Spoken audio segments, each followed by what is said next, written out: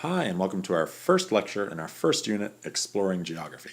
In the notes for this unit, we're going to be talking mostly about the basic concepts of geography, how geographers think about the world and its people and animals and rocks and all that stuff. And we're going to be talking about how to interpret and make maps.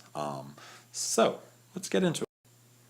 So the first Roman numeral 1 right here is dealing with the 5 different themes of geography. We'll get to those in just one moment, but first, geography in general. I want you to write this down, and in general to write down all of the words that appear up on the PowerPoints when I'm giving the lectures. Geography is the study of Earth's features, including landforms, water bodies, climate, plants, animals, and people. That's a lot of different things, so as you can tell, we're going to have a pretty diverse and varied and changing set of subject matter this year, but that's okay. Geographers could study things like, say, the distribution of different religions around the world. Right here you have a polar view map of the world with the predominant types of religions indicated by the color on the map. Geographers could talk about the locations or the causes of earthquakes. Here you have a projection with all of the recent earthquakes given a big red dot. And so you can get a pretty clear idea from this map where the Earth is most active, where there's a lot of seismic activity. And later on in this course, we'll be getting to the causes of that. Geographers could talk about things like deforestation, the interaction of the Earth and the humans who live on it. This is a map that can show you if you read it correctly, it can show you the progress of deforestation, the process of cutting down trees.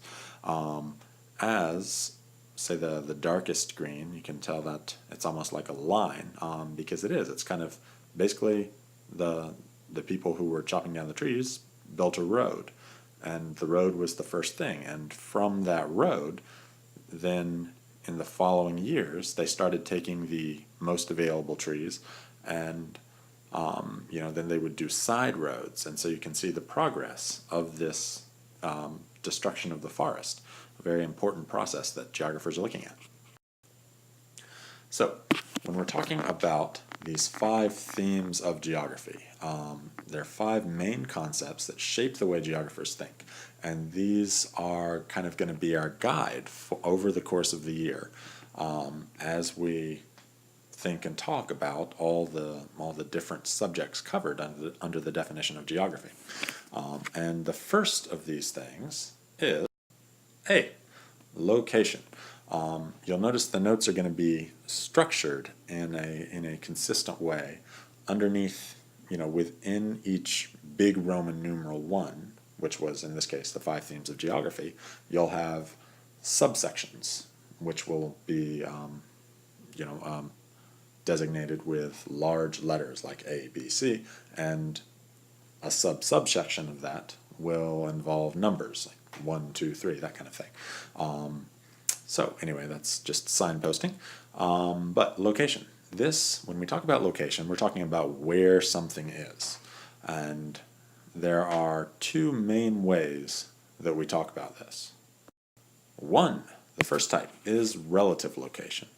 Now, relative means that there's some kind of relation. So if you describe the relative location of something, you're talking about it in relation to something else. And you do this is review to you. You may just not know that this is what it's officially called. You talk about something being above the cabinet, below the cabinet. Well, on a map and in the world in general, geographers talk in terms of the directions, north, south, east, west, for instance. So South Carolina would be north of Florida, south of North Carolina, east of Georgia, west of the Atlantic Ocean, and so on. Not tough stuff. On most maps, north is up, south is down, east is to the right, west is to the left when you're looking at it, the way you'd be looking on a map on a table. But this isn't always the case, so you will need to look at the compass rose on a map to make sure you're interpreting things correctly. But that's something we'll be getting to in the future.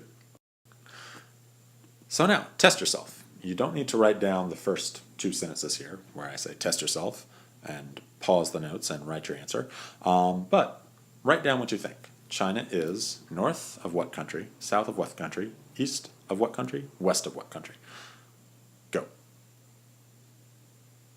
So hopefully you got something like it is north of Myanmar/Burma, or Thailand, or Laos, or Vietnam, or Nepal, or Bhutan, or India to some extent. Those would all be good answers. South of Mongolia or Russia would be good answers. It's east of Pakistan, of India, of Nepal to some extent, and it's to the west of the Koreas, North and South Korea. It's to the west of Taiwan. It's to the west of Japan, which you can't see on the map, but it's there. Whew. All right, good job. You have finished all of our notes for today, and we'll pick up with this in the near future.